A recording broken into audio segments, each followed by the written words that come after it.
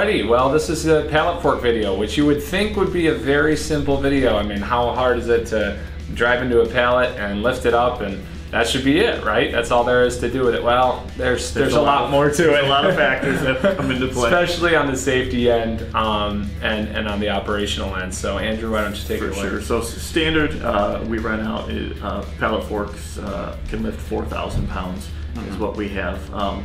So first and foremost, you have to know what machine you have and its lifting capacity. So if you have a specific pallet that weighs a certain amount of pounds and you need to move it, just make sure you have that knowledge of how much that pallet's going to weigh, so we can set you up with the proper machine to make sure that you get your job done. Yeah. The last thing we want is someone getting injured or a machine getting damaged by trying to lift too much weight. It tends to be a fun ride. Yeah, right.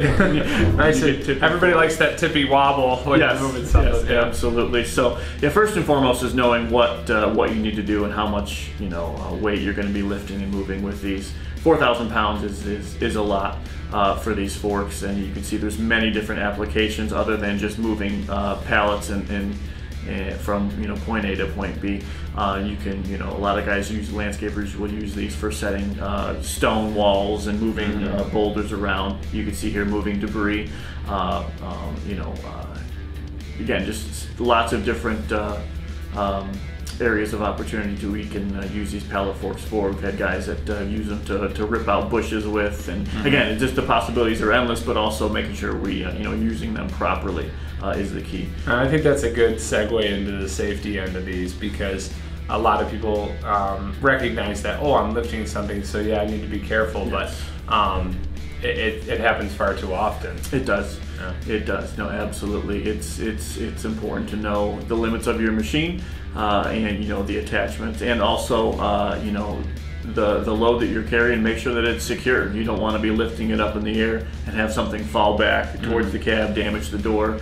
And it's important, as you can see there, to keep the forks level while you're raising and lowering them, to ensure that nothing is tipping forward. I think we cheated there. That looked like self-leveling. That looked like self-leveling, which is a nice feature that most of our machines have. Is that self-leveling option to keep the load level, as you're raising and lowering it. The machine will compensate the tilt angle as you raise and lower the arms, so that helps. Yeah, and that self-level feature, I know this is a video about pallet forks, but it's fantastic. Yes. I grew up operating these machines, you grew up operating them, and when you're on a job site and you're flying in 2-speed, you're dropping half your dirt load everywhere. When we grew up, we didn't have self-leveling. Yes, you were the self-leveler. You were the self-level, but yes. now it's amazing. I mean, I wouldn't, if I was ever to buy another machine, I wouldn't buy another one without it, because it's just, you push a button and you don't even have to think about it, and you just drive around and it keeps it all level for you. So it's really awesome. It's a great option to have for sure. And as you can see, let me point something out here where that stick falls back toward the cab.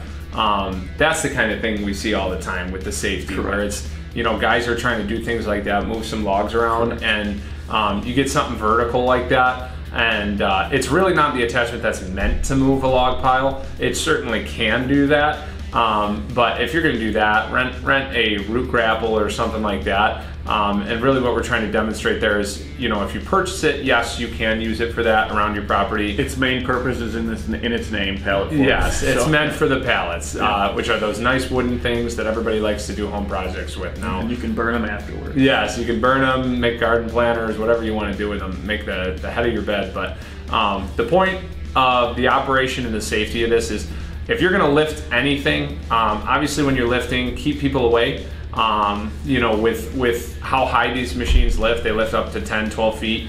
And if you're 10, 12 feet in the air, if the machine tips sideways, that means it can stretch out 10, 12 feet plus however far your debris is going to fall. So you want to keep people 20 to 30 feet away while you're operating with this. And then also, don't forget your 3, 6, 9, which is 3 o'clock, your 6 o'clock, and then your 9 o'clock to make sure that you know what's around you, and as well as obviously what's in front of you, because you're looking that way.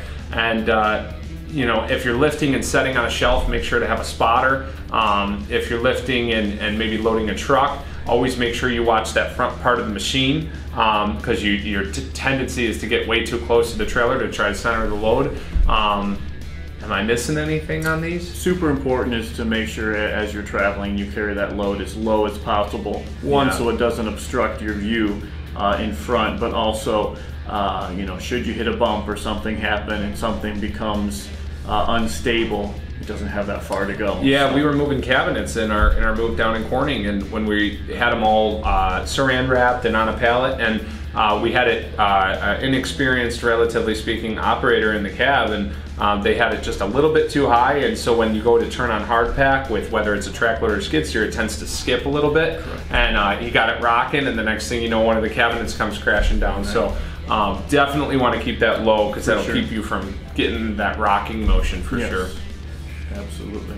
Other than that, there's no real maintenance points on these, no grease points or anything. Just make sure that you know, if you do tend to use them for prying, stuff like that, you make sure that the forks are not bent, because that could cause you know, something to fail in the future, especially lifting a pallet or you know, causing something to tip forward too far because the fork is bent. So just make sure you're, you know, paying attention to your attachment, and, you know, making sure that it's still in good condition. What types of attachments do people rent as complements to these typically?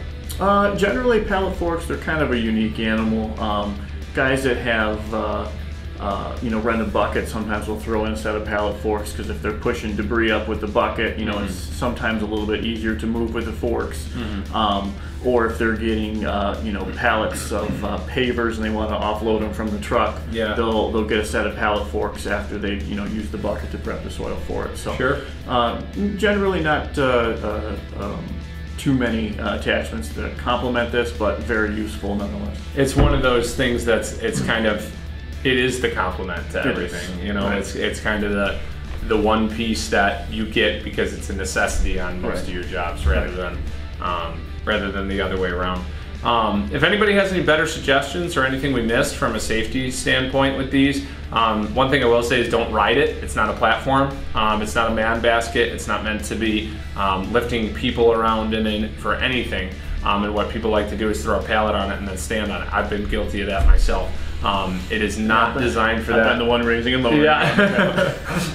So it's not designed for that. Don't do it.